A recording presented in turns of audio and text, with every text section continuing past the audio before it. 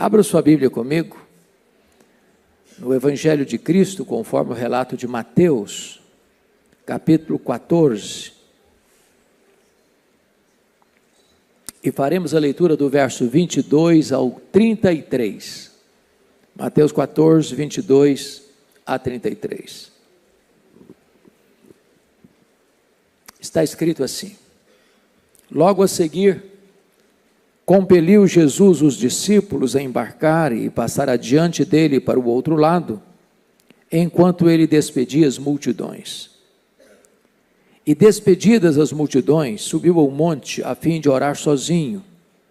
Em caindo a tarde, lá estava ele só. Entretanto, o barco já estava longe, a muitos estádios da terra, açoitado pelas ondas, porque o vento era contrário. Na quarta vigília da noite, foi Jesus ter com eles, andando por sobre o mar.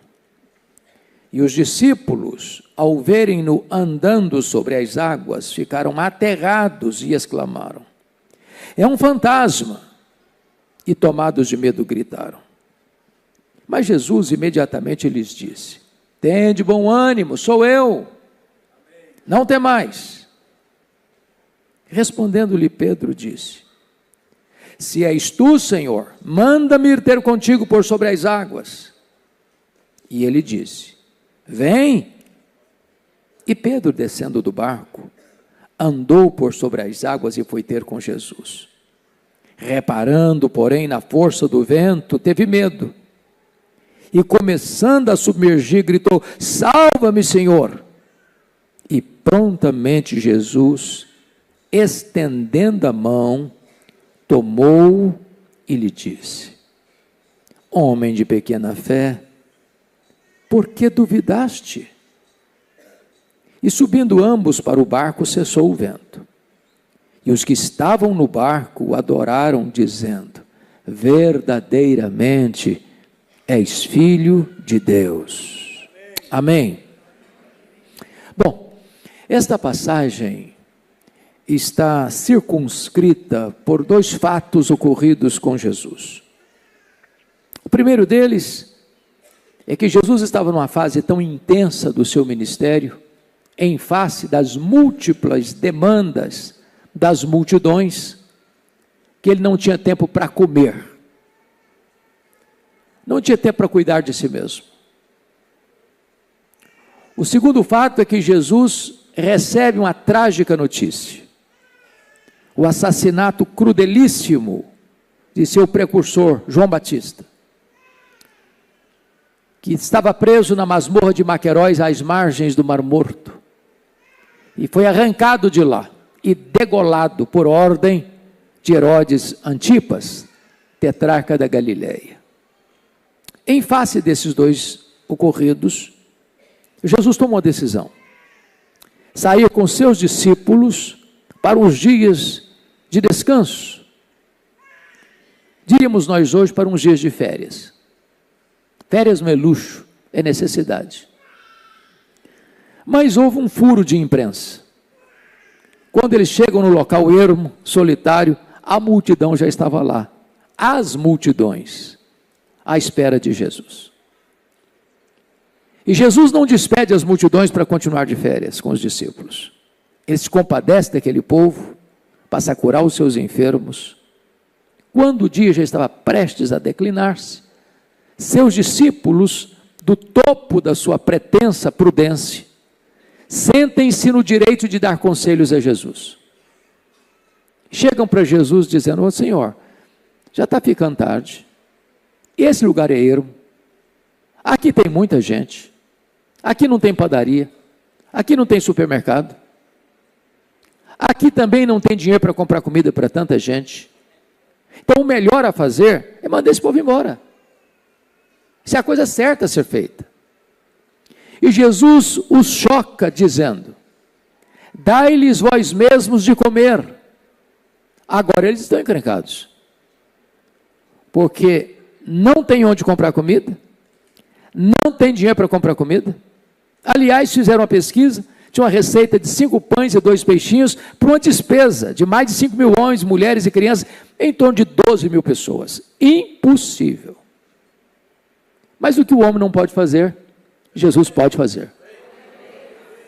Jesus multiplicou pães e peixes e entregou nas mãos dos seus discípulos para que eles alimentassem aquelas grandes multidões.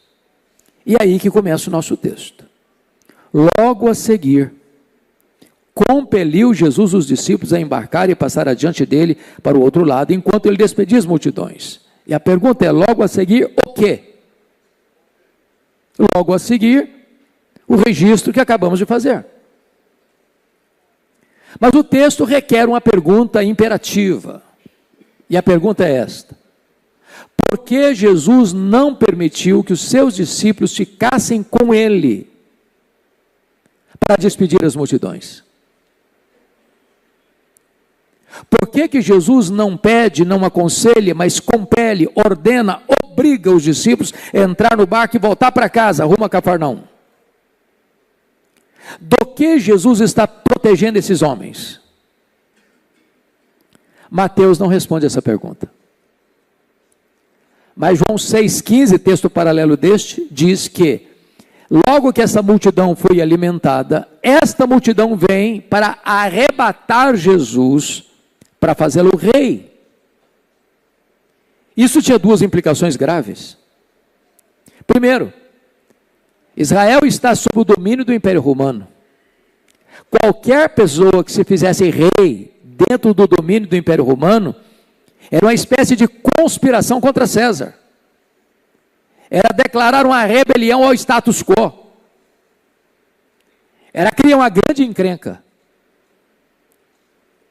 Essa era a razão política. Mas a razão espiritual é que aquela multidão queria fazer de Jesus um Messias político. Apenas um operador de milagres. Apenas alguém que viera para resolver os seus problemas do aqui e do agora. E vale destacar que nós cremos em milagres. Vale destacar que Jesus realizou milagres. Vale destacar que nós oramos por milagres. Vale destacar que nós precisamos de milagres. Mas milagre não é a essência do Evangelho. Os milagres que Jesus realizou-os, sobretudo, para provar a sua messianidade, a sua divindade. Eram sinais.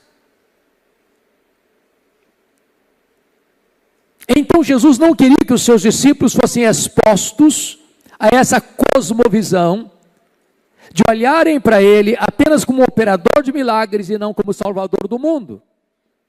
Então Jesus tira os discípulos de cena, ordena-os, obriga-os a entrar no barco e voltar para casa. Mas uma outra pergunta se faz necessária. Aquelas multidões tinham motivos para esperar um Messias que pudesse quebrar o jugo da escravidão deles e trazer respostas imediatas para os seus problemas contemporâneos deles? E a resposta é um sonoro sim. Permita-me uma breve digressão. A história do povo de Israel é uma história marcada por grandes momentos de opressão. Aliás, lá em Gênesis 15, o Senhor afirma para o tronco principal dessa nação, Abraão, de que a sua descendência seria levada para uma terra onde eles enfrentariam muitas, com certeza muitas angústias, e ficariam debaixo de escravidão por 400 anos. E a família de Jacó desce para o Egito com 70 pessoas. E ao longo desses 400 anos, é uma grande multidão. Cerca de 2 milhões de pessoas. Que viveram debaixo do chicote e da opressão, de uma amarga e truculenta escravidão. Eles passam 40 anos no deserto e são acossados pelos amalequitas, pelos edomitas, pelos moabitas, pelos amonitas. Eles entram na terra para conquistarem a terra, mas Josué 13:1 diz que eles não conquistaram toda a terra, e os povos cananeus tornaram-se como espinhos em suas ilhargas. Depois de um longo período de 330 anos, o período dos juízes, período de maior instabilidade espiritual de Israel, onde muitas vezes, reincidentemente, os inimigos entravam, confiscavam seus bens, roubavam suas lavouras e os oprimiam. Então eles pedem um rei, estabelece a monarquia em Israel, e o primeiro rei de Israel morre numa batalha, vencido pelos filisteus, arqui-inimigos de Israel. Depois da morte de Salomão, por inabilidade política de seu filho e sucessor Roboão, o reino de Israel, que era unido, se rasga. E 10 das 12 tribos seguem a liderança cismática de Jeroboão I, formando o reino do norte, o reino de Israel, que durou 209 anos, de 931 a 722.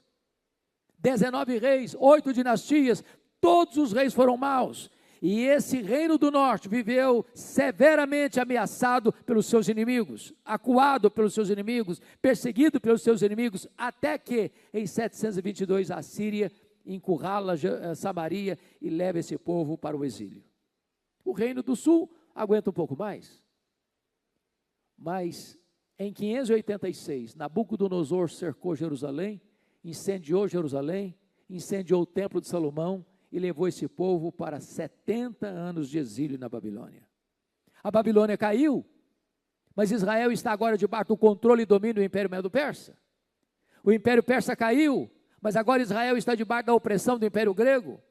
Alexandre o Grande morre precocemente antes de completar 33 anos de idade, e agora Israel está ora sob o poder dos Ptolomeus do Egito, ora sob o poder dos Seleus da Síria. Em 63 a.C., Pompeu conquistou esse território, e agora Israel está debaixo do controle e domínio do Império Romano. Eles tinham uma grande expectativa de que o Messias pudesse quebrar esse jugo. E essa expectativa era tal que até os seus discípulos, depois que Jesus ressuscitou dentre os mortos, ainda nutriam essa esperança quando perguntaram para ele: vai ser nesse tempo que o Senhor vai restaurar o reino a Israel? Mas o reino de Jesus não é político, nem mesmo geográfico. Ele está presente em cada coração que se rende a Ele como Senhor. Ele está aqui, este reino. Ele está dentro de nós. Bom, é aqui que começam as lições do nosso texto. Perdoe-me por uma introdução tão longa. O mínimo que esses discípulos podiam esperar, já que as férias foram frustradas, é que pelo menos voltassem em paz para casa. Mas não foi isso que aconteceu. E aqui eu tiro a primeira lição do texto. E a primeira lição do texto é essa: mesmo quando você faz o que Jesus mandou você fazer, ainda assim você enfrenta tempestades na vida. A vida não é indolor. Nós não vivemos numa estufa. Nós não temos imunidade especial. Nós não vivemos num jardim grinaldade de flores. Aqui tem luta. Aqui tem prova. Aqui tem mar revolto. Aqui tem tempestade. Aqui crente fica doente. Enquanto nós estamos reunidos confortavelmente aqui nesta noite, certamente há membros desta igreja num leito de hospital. Aqui nós choramos a dor do luto. Aqui enfrentamos tempestades borrascosas. Mesmo sendo crentes, mesmo sendo cheios do Espírito Santo, mesmo pertencendo à família de Deus, tem tempestade. Aqueles discípulos não fizeram essa viagem por conta própria, foi Jesus quem mandou, foi Jesus quem ordenou, e Jesus os manda, e mesmo assim eles estão enfrentando uma terrível tempestade. Segunda lição: quando estamos enfrentando tempestades na vida, Jesus sempre vem ao nosso encontro. As nossas tempestades podem nos pegar de surpresa, mas jamais colhem Jesus de surpresa. As nossas tempestades podem fugir do nosso controle, mas jamais fogem do controle do Senhor Jesus. As tempestades da vida, elas são às vezes inevitáveis, às vezes imprevisíveis, às vezes inadministráveis, mas elas sempre são pedagógicas. Ele vem, nem sempre do nosso jeito, nem sempre no nosso tempo. Vejam vocês que depois que Jesus sobe, que despede as multidões, versículo 23, subiu ao monte a fim de orar sozinho, em caindo a tarde, lá estava ele só, ou seja, ainda era dia. Portanto, os discípulos, quando entraram nesse barco, era dia, a noite não tinha chegado ainda. A travessia não demorava 1 hora sequer. Já são passadas 3 horas da madrugada e eles estão no epicentro da crise, no miolo da tempestade. É bem verdade que quando a gente está passando a tempestade, a gente tem pressa. Não é verdade?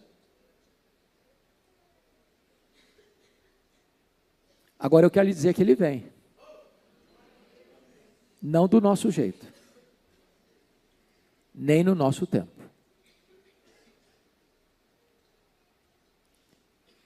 Nós não temos a agenda do Espírito Santo, nós não controlamos a agenda de Jesus. Às vezes nós queremos que Ele faça do nosso jeito e no nosso tempo. Às vezes nós somos como Naamã, lembra do Naamã? O general da Síria? Quando ele foi a Jerusalém, ou melhor, a Samaria, para ser curado da sua lepra, eu acho, pastor Jeremias, que o Naamã escreveu a liturgia do culto da sua cura. Eu acho que ele escreveu.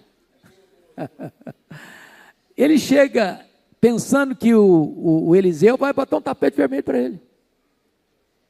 Que Eliseu virá ao encontro dele, vai impor as mãos sobre o problema da lepra e vai curá-lo. E diz a Bíblia que quando ele chega, o Eliseu nem saiu de dentro da casa. Só mandou um recado, ó, diz para o generalzão 4 estrelas aí, para lá no Jordão, mergulhar 7 vezes. Ah, não, pera um pouquinho só. Mas não, o que é isso aí? Eu sou um general. Eu esperava que ele viesse. Eu esperava que ele pusesse as mãos. Eu já escrevi a liturgia do culto da minha cura, tem que ser do meu jeito. Não, mas Deus é soberano. Ele faz no seu tempo e do seu jeito para a glória do seu próprio nome.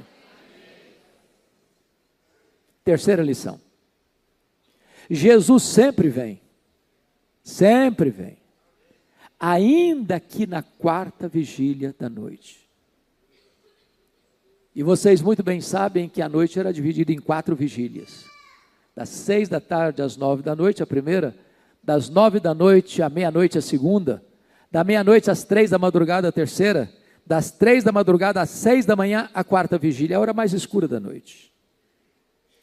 E a pergunta é, por que que às vezes ele só vem na 4ª vigília da noite?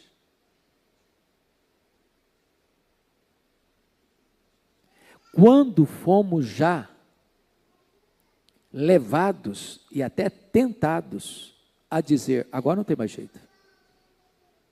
Agora o caldo entornou. Agora não tem mais saída. Agora não tem mais solução. Agora não tem mais cura. Agora esse casamento não tem mais recuperação. Agora essa família mergulhou numa crise tão grande que não consegue mais se recuperar. Agora a pessoa já foi longe demais para poder voltar. Agora a pessoa já caiu fundo demais para poder se levantar. Agora não tem mais jeito. Agora eu já joguei a toalha. Agora eu já desisti. Ele vem na 4ª vigília da noite para dizer para você e para mim que quando os nossos recursos acabam, os seus recursos estão disponíveis. Quando o homem chega ao seu limite, ele tem todo o poder e tem toda a autoridade nos céus e na terra para fazer um grande milagre na nossa vida. Permita-me 2 exemplos. Eu estava pregando, pastor Jeremias, lá em Feira de Santana, e sobre um congresso de família. E estava do meu lado, como preletor, também, pastor Harley Bafra. pastor da primeira igreja batista de São Paulo. Harley Mafra era um empresário de sucesso. E ele um dia vai fazer uma viagem com outros colegas empresários. Se hospedam no mesmo hotel, descem para jantar no mesmo horário, assentaram-se ao redor da mesma mesa. E alguns dos seus colegas saíram um pouco mais cedo da mesa, ele ficou um pouco mais tempo, e ele vai ao banheiro, dali da área da recepção, e fica chocado ao ver os seus colegas empresários cheirando cocaína. Ofereceram para ele, tolamente, resolveu experimentar. E ficou preso na primeira experiência. A vida foi se desidratando, o casamento entrando em conflito, a vida financeira entrando em decadência, a vida toda entrando em colapso, não aguentando mais a crise avassaladora, um dia tomou a decisão. Arruma as malas e diz para sua família: eu vou fazer uma viagem.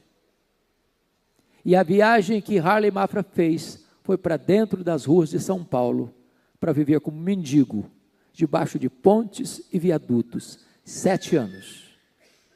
Consumido e destruído pela cocaína e pelo crack. A sua família o procurou em todos os lugares, ninguém dava notícia dele. A sua filha, jovem, nunca desistiu de procurá-lo. O lugar que mais encontrava um pouquinho de conforto era dormir debaixo da marquise da primeira igreja batista de São Paulo. Numa madrugada fria e chuvosa de São Paulo, ele está atravessando de madrugada em cima de uma ponte, e uma senhora da Assembleia de Deus retornava de uma vigília, encontra com ele, olha para ele e diz: ou você entrega a sua vida para Jesus, ou você morre. Ele atravessou a ponte, entrou numa praça, a filha que nunca desistira de procurá-lo, está passando pela praça. Abre o vidro do carro, olha, torna a olhar, olha de novo, reconhece: é meu pai. Correu, abraçou, botou no carro, aquele homem maltrapilho, mal cheiroso, 7 anos de lutas nas clínicas de recuperação. E Harley Mafra recuperou sua saúde física. Harley Mafra recuperou sua sanidade mental. Harley Mafra recuperou o seu casamento. Harley Mafra recuperou a sua família. Harley Mafra recuperou sua vida financeira. Harley Mafra é pastor da igreja que ele dormia debaixo da marquise. Jesus chegou na 4ª vigília da noite e fez um milagre na sua história. Não há problema tão grande que ele não possa resolver. Não há crise tão medonha que ele não possa reverter. Não há doença tão grave que ele não possa curar. Não há vida tão irrecuperável que ele não possa restabelecer. Ele chega ainda que na 4ª vigília da noite. O segundo exemplo que eu quero dar, me permitam, é um exemplo mais pessoal. O pastor Jeremias e os pastores desta igreja têm nos acompanhado, e alguns irmãos desta igreja também. No dia 30 de setembro do ano passado, nasceu o nosso netinho Pedro, precocemente, precocidade extrema, 6 meses de gravidez, sua mamãe. Ela fortemente infectada, o neném nasce com a infecção da mãe, apenas 1 quilo. Com 3 dias de vida, precisou fazer uma grande cirurgia para retirar 20 centímetros do intestino. Com 1 semana de vida, precisou fazer uma segunda cirurgia para fazer uma colostomia. Já passou por 5 cirurgias. Ficou 102 dias no CTI. Várias vezes os médicos nos chamaram e disseram: olha, se vocês acreditam em Deus, orem, porque nós não temos mais nada para fazer. Noites de lágrimas, de clamor ao Senhor. Os médicos não acreditavam que pudesse aquele menino recuperar-se. Uma das cenas me marcou muito, porque um dia minha nora chegou e pediu para o médico, num dos dias que eles disseram: não tem mais esperança. Ela disse: eu gostaria tanto de pegar o meu bebê no colo. Eu não tive esse privilégio. Ele nasceu, já foi para o CTI, entubado, com tantos fios para lá e para cá. E o médico disse para ela: não ponha o seu bebê no colo. Ele está morrendo. Você vai ter um trauma, ele vai morrer nos seus braços. Chegou um médico mais experiente, ouviu a conversa e disse para ela: bote o seu bebê no colo. Colo de mãe é vida. As taxas que estavam apagando no visor, mostrando que ele estava partindo, logo que ela botou o bebê no colo, começa a mudar tudo, começa a mudar tudo, começa a mudar tudo. E aquele menino começa a ressuscitar no colo da sua mãe. Depois de amanhã para 8 meses, é um bebê vulnerável.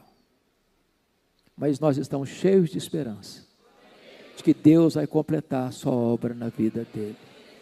Ele chega, ainda que na 4ª vigília da noite. 4ª lição.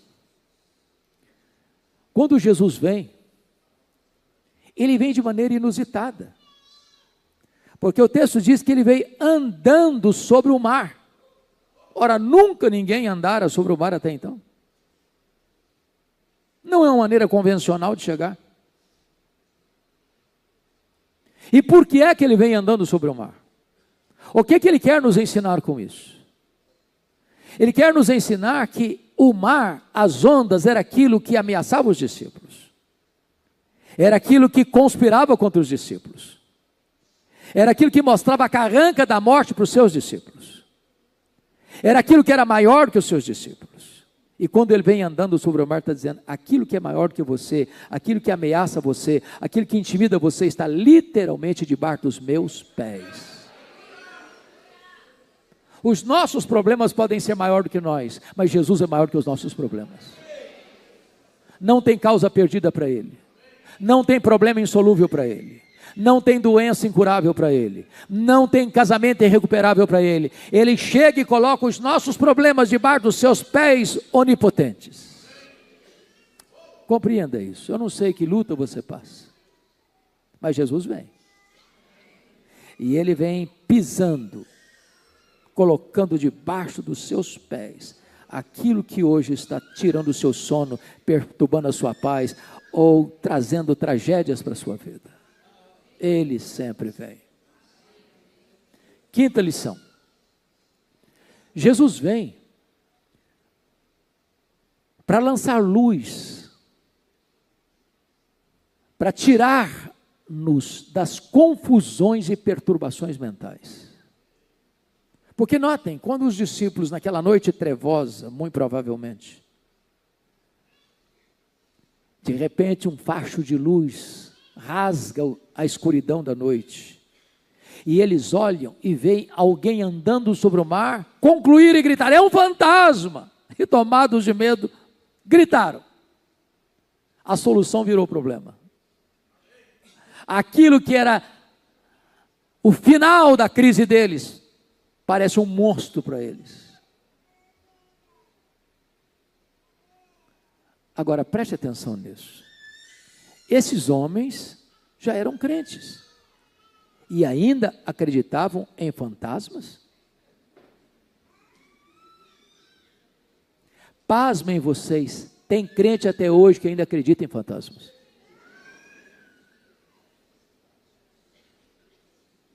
A pergunta é: por que é que eles acreditavam em fantasmas?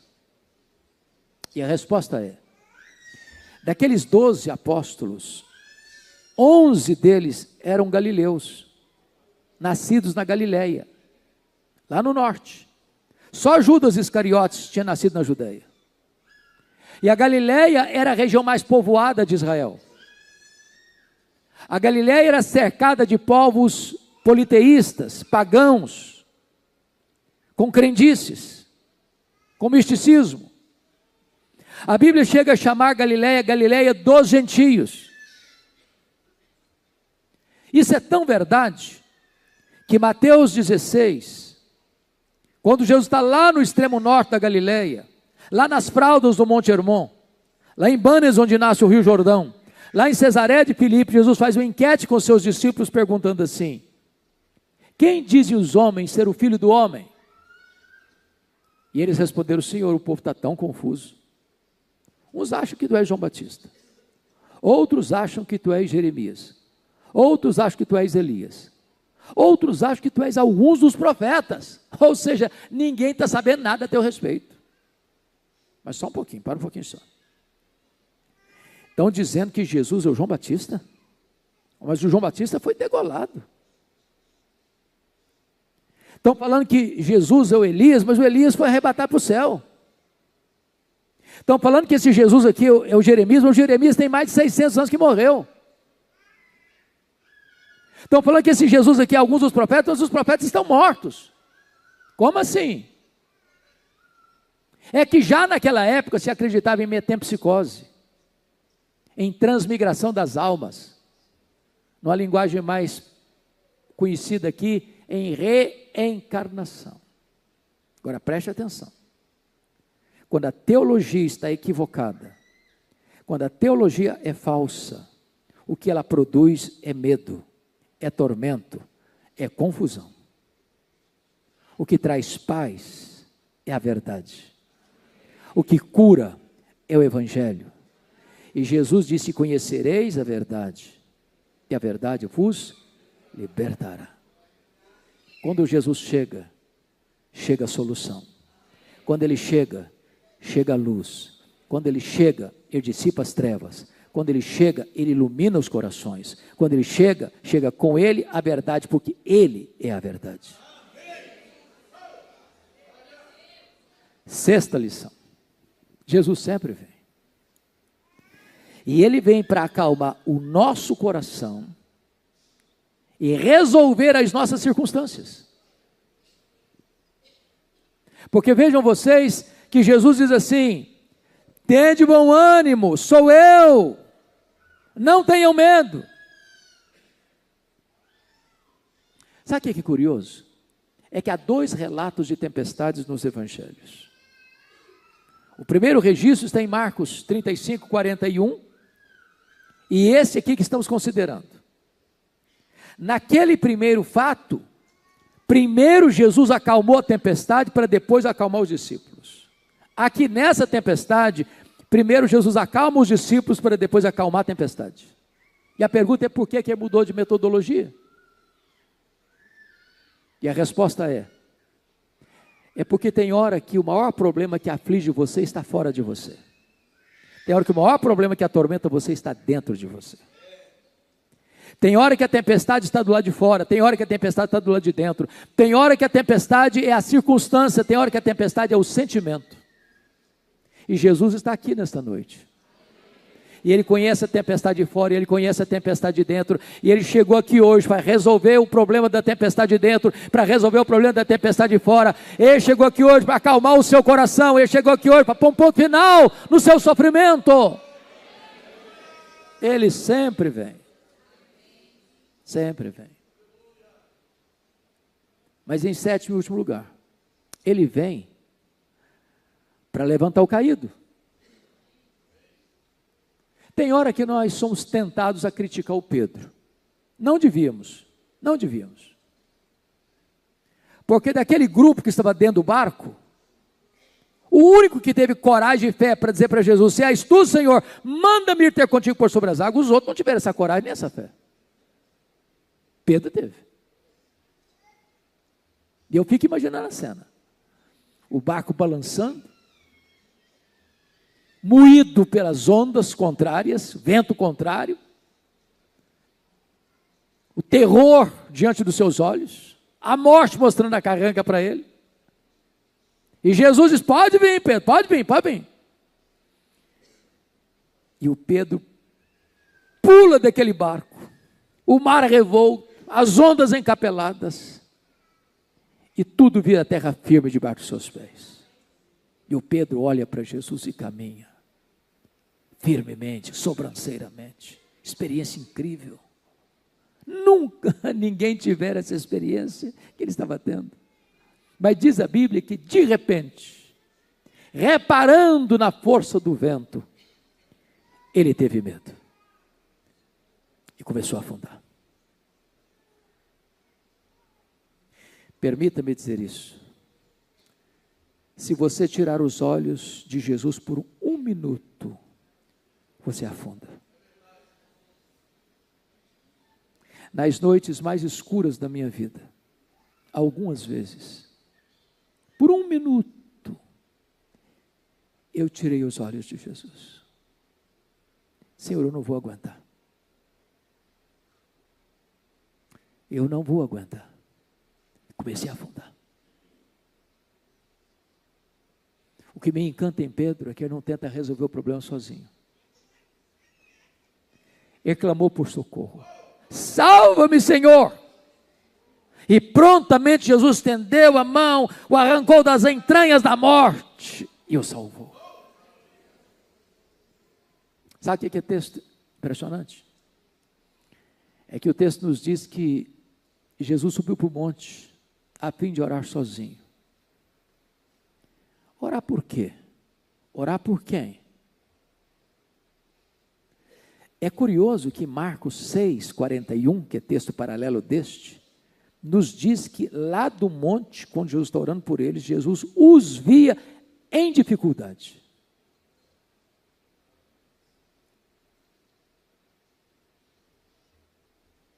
Às vezes ele nos vê em dificuldade e diz: filho, aguenta aí, aguenta. Quarta vigília não chegou ainda não, aguenta. Mas hoje Jesus não está no monte orando por nós não.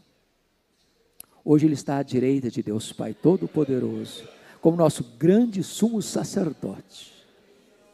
E quando você está em perigo, grite por ele, clame pelo nome dele, e ele virá ao seu encontro, ele trará a solução para a sua vida. O que eu acho bonito é que quando Jesus tira o Pedro das gargantas da morte, Jesus dá um tapinha de luva, bem suave. Diz: homem de pequena fé, por que duvidaste? O problema do Pedro não era o vento, era a dúvida. Não era a tempestade, era a incredulidade. Se creres, verás a glória de Deus. Diz o texto que subindo ambos para o barco, o vento cessou. Porque Jesus não apenas acalma o coração, ele põe um ponto final na tempestade também. E agora eu quero remeter você ao último versículo, ao verso 33. Porque esse versículo, penso eu, nos remete à pergunta mais recorrente da teologia e da filosofia. E a pergunta é esta: se Jesus nos ama, por que sofremos? Não seria muito mais fácil uma viagem todinha sem tempestade? Não seria mais fácil um voo de cruzeiro sem nenhuma turbulência? Por que permite tempestade? O texto diz que quando ele subiu, os discípulos fizeram o quê? O adoraram. Agora, abra sua Bíblia e leia de Gênesis a Apocalipse. E você vai ver que quando as pessoas estão adorando, elas estão o quê? Prostradas. Ninguém pode adorar a Deus de narizinho empinado. Ninguém. Até os serafins cobrem o rosto. Agora, preste atenção nisso. Mais pessoas se dobram na tempestade do que na bonança. Mais pessoas se dobram na doença do que na saúde. Mais pessoas se dobram na adversidade do que na prosperidade. Sabe qual é o seu problema? Sabe qual é o meu problema? É que a gente tem a nuca rígida demais. A Bíblia chama isso de dura serviço. Às vezes é preciso que a tempestade chegue para a gente se curvar.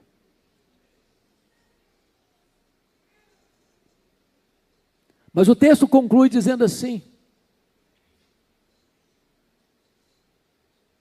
eles afirmaram: verdadeiramente és filho de Deus. Ora, mas eles já sabiam que Jesus era o filho de Deus. Já sabiam disso. Eles já tinham visto Jesus fazer milagres, dar vista aos cegos, dar audição aos surdos, dar voz aos mudos, dar movimento aos coxos, dar vida aos mortos. Mas agora Jesus fizeram um milagre na vida deles. na vida deles. Sabe o que significa isso? Jesus não quer que você tenha apenas uma experiência de segunda mão. Ele quer que você tenha a sua própria experiência com Ele. Permita-me ilustrar. Vocês estão lembrados do Jacó? O neto do Abraão, filho do Isaac? A Bíblia diz que um dia, por indução da sua mãe, Rebeca, ele entra na tenda do seu pai, Isaac já está quase cego, fingindo ser Esaú, e engana o seu pai, e trai o seu irmão, e tem que fugir de casa às pressas, jurado de morte pelo seu irmão. Quando a gente lê isso, a sensação primeira é que ele era um jovenzinho ainda, imaturo, ou inconsequente. Mas sabe quantos anos tinha Jacó quando teve que fugir de casa? Ele tinha 77 anos. Solteiro. Tem esperança para vocês, fiquem tranquilos.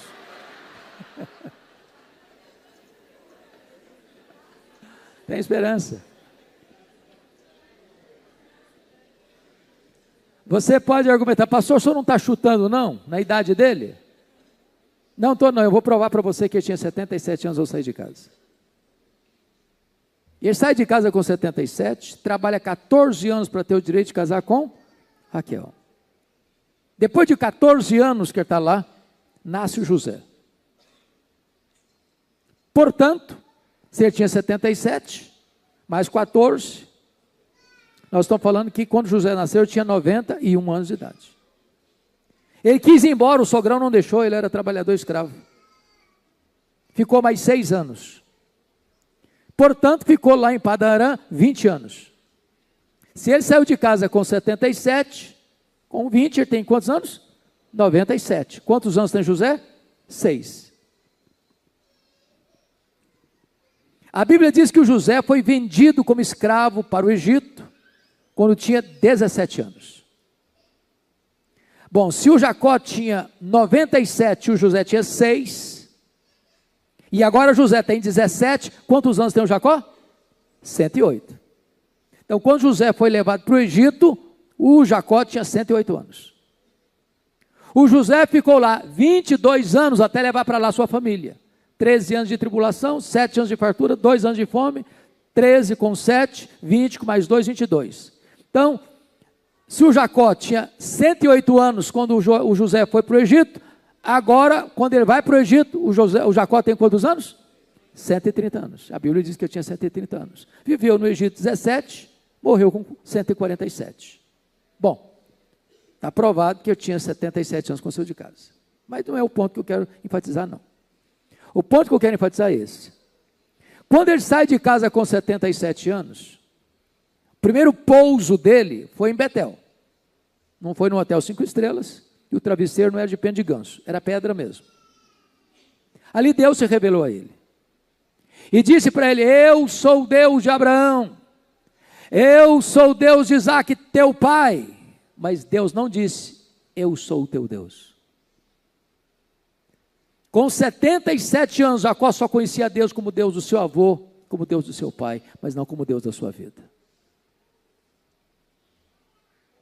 20 anos se passaram, ele está voltando para a sua terra, passando pelo Val de Jaboque, e Deus entra em luta com ele. Ele resiste, força com força, poder com poder, destreza com destreza. Então o Senhor, para não perdê-lo para sempre, o deixa aleijado. Toca na articulação da sua coxa. Agora é o Jacó que se agarra ao Senhor e diz, eu não te deixarei se tu não me abençoares. Mas de que bênção que ele está falando? Dinheiro não é, porque já é um cara rico. Família não é, porque já tem. Que bênção é essa? Agora ele sente necessidade de um novo coração, de uma nova mente, de uma nova vida. Isso é uma nova criatura. De conhecer a Deus pessoalmente. Então o Senhor lhe pergunta, qual é o teu nome? Mas que pergunta mais óbvia. É que há 20 anos o seu pai perguntara para ele lá na tenda, quem é você? O Jacó respondeu, eu sou Esaú. É Esaú mesmo? Sou Esaú. Agora Deus pergunta, qual é o seu nome? Agora ele não mente mais. Ele respondeu, eu sou Jacó. Eu sou suplantador. Eu sou enganador, porque esse é o significado do nome. Aquilo não foi uma resposta, aquilo foi uma confissão. E Deus muda o nome dele. E Deus muda a vida dele. Deus muda a história dele. E ele diz, eu vi a Deus face a face, e a minha vida foi salva. E a partir desse momento, Deus se revela na história. Eu sou Deus de Abraão, eu sou Deus de Isaac, eu sou Deus de Jacó. Agora Jacó conhece a Deus pessoalmente. Deus trouxe você aqui hoje, para que você o conheça. Não apenas como Deus do seu avô, como Deus do seu pai, mas como Deus da sua vida. Eu fecho. E Mateus não nos informa isso. Mas João 6,21 diz que quando Jesus subiu para o barco, eles chegaram ao seu destino. Eu quero dizer para vocês que também nós chegaremos ao nosso destino. E eu não estou falando de um porto, eu não estou falando de um cais. Nós chegaremos nas praias áureas da eternidade. Nós chegaremos na casa do Pai. Nós chegaremos na Nova Jerusalém. Nós chegaremos no paraíso. Nós chegaremos no céu de glória. Nós chegaremos na casa do Pai, onde reinaremos com Ele para sempre. O Salmo 84 diz que nós vamos indo de força em força. Cada um comparecerá diante de Deus em céu. O Salmo 73 diz que o Senhor nos toma pela sua mão direita, nos guia com o seu conselho eterno e nos recebe na glória. Apocalipse capítulo 9 diz que o poço do abismo é aberto e sai de dentro desse poço gafanhotos em tanta quantidade que escurece o sol. Mas aqueles gafanhotos são demônios, com cabeça de cavalo, com rosto de homem, com cabelo de mulher, com dentes de leão, com couraça de ferro, atormentando os homens como mordida e picada de escorpião. O que significa? Cabeça de cavalo é que o cavalo era a maior máquina de guerra daquele tempo, como o Salmo 20 descreve. Uns confiam em carros, outros em cavalos, mas nós nos gloriaremos em o nome do Senhor. Rosto de homem significa inteligência, articulação. Cabelo de mulher, reportando aos cultos pagãos, onde as mulheres soltavam os cabelos alucinadamente em danças sensuais, sensualidade. Dente de leão, destruição, couraça de ferro. Esses inimigos não podem ser enfrentados com armas convencionais. Precisamos de armas poderosas em Deus para destruir fortalezas e anular sofismas. Picada de escorpião, dor atroz. Esses gafanhotos não saem para devastar a vegetação, como é a natureza do gafanhoto. Eles saem para atormentar os homens. Mas que homens? E o texto escreve, atormentar os homens que não têm o selo de Deus sobre a sua vida. No dia que você creu no Senhor Jesus, você foi selado com o Espírito Santo da promessa. Você tem a marca de Deus. Você foi marcado por Deus, com propriedade exclusiva de Deus. E os demônios não têm liberdade de atormentar você. Você está protegido e guardado nos braços do Senhor. Apocalipse capítulo 13 diz que todos os povos, nações da terra vão adorar o anticristo. Todas as nações de todos os povos, exceto aqueles cujos nomes estão escritos no livro da vida do Cordeiro. Sabe o que significa isso, meu irmão? Jesus não vai perder para o diabo e para o anticristo nenhuma das suas ovelhas. Nenhuma das suas ovelhas. Todas as ovelhas do Senhor Jesus estão salvas, estão guardadas, estão protegidas e seguras nos seus braços. E todos nós chegaremos na casa do Pai, onde estaremos com Ele para sempre, e sempre, e sempre, e sempre. Nós chegaremos ao nosso destino.